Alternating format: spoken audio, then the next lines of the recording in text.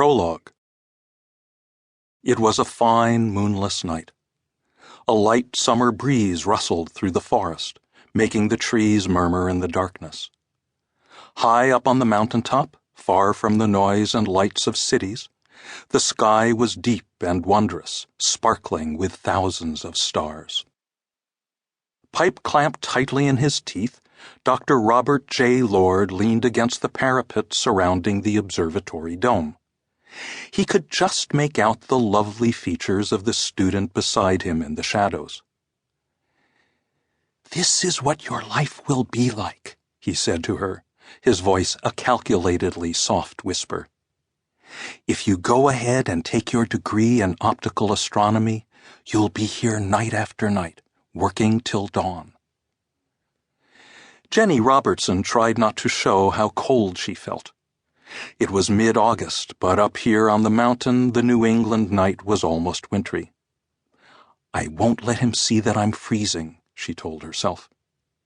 "Physical discomfort is something that astronomers have to face, and besides, one shiver and he'll try to put his arm around me." "All night long," Lord repeated wistfully. "It gets pretty lonely." Jenny knew about his reputation. Dr. Lord was in fairly good shape for a man of 50, she thought, even though that age seemed ancient to her. Every female student in the department knew his statistics. Married twice, divorced twice, and you could get an A from him the same way Hester Prynne got hers.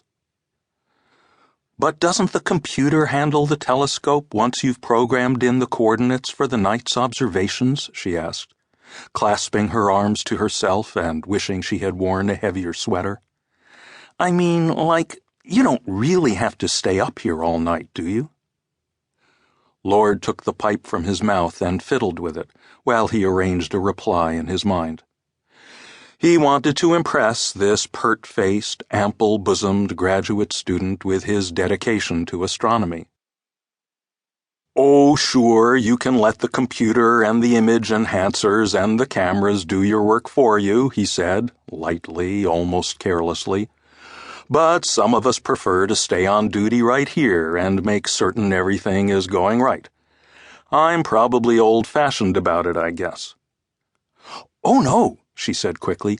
"I think you're very, dedicated." And she told herself silently that the trick is to get a good grade out of him without letting him get his hands on her. Lord shrugged modestly.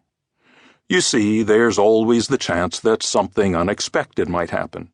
Equipment glitch, maybe, or maybe something pops up there in the sky and you want to get onto it right away." "Have you ever come across a totally unexpected phenomenon?" Jenny asked. "Something that nobody's ever seen before?" "Well, no," he admitted. "Not yet, but—" He stopped. It suddenly struck him that he could see her face clearly.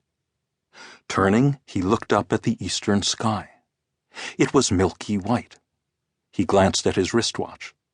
It was bright enough to see the hands easily. 2:12, he muttered. "Dawn isn't for another 5 hours." A breath of warm breeze gusted past them. Jenny felt herself relax. Her goosebumps disappeared.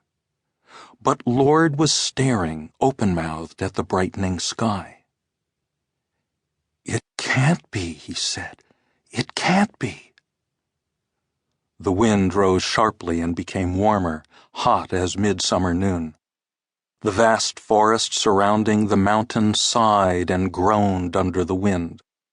The sky turned molten copper, the stars faded from sight, birds began chirping in the trees below.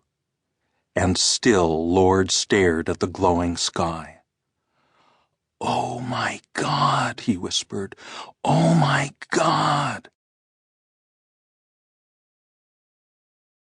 In Rome, the sun had been up for more than an hour, and the city was alive with honking, beeping. To keep listening to this audiobook, I've left you a link in the description so you can do it, at no cost thanks to Audible's 30-day free trial.